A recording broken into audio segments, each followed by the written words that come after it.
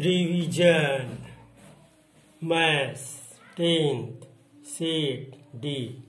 प्रश्न 1 आ सही विकल्प चुनकर लिखिए। पहला, बहुपद x square minus 7x minus 10 के शून्यकों का योगफल होगा।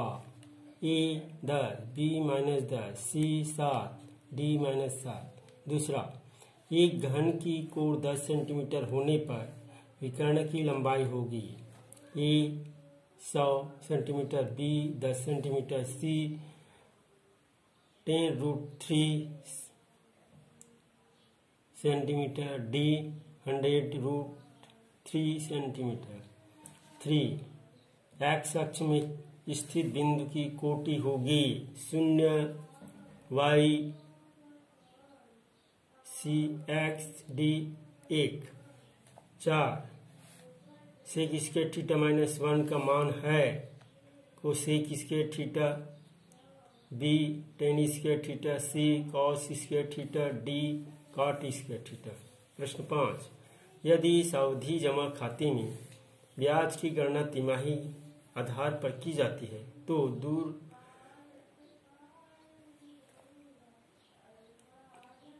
तो दर को लिया जाना चाहिए।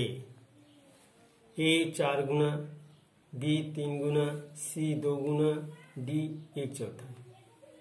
ब, रिक्त स्थानों की पूर्ति कीजिए।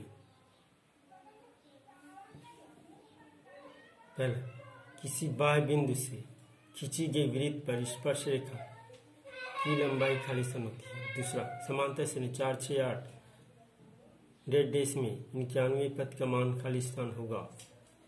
तीसरा, यदि कॉट थीटा = 1 हो तो थीटा का मान खाली स्थान है।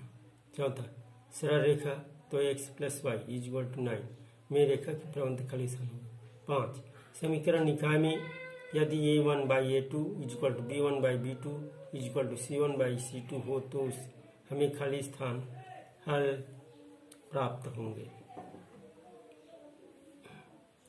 सत्य अथवा असत्य लिखिए।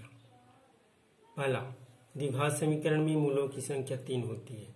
दूसरा, cot 45 × 10 45 का मान 1 होता है। तीसरा, वृत्तार्ध में बना कोण समकोण होता है। चौथा, सभी वर्ग समरूप होते हैं। पांचवा, सावधि जमा खाते में जमा धन पर चक्रवृद्धि ब्याज देय होता है।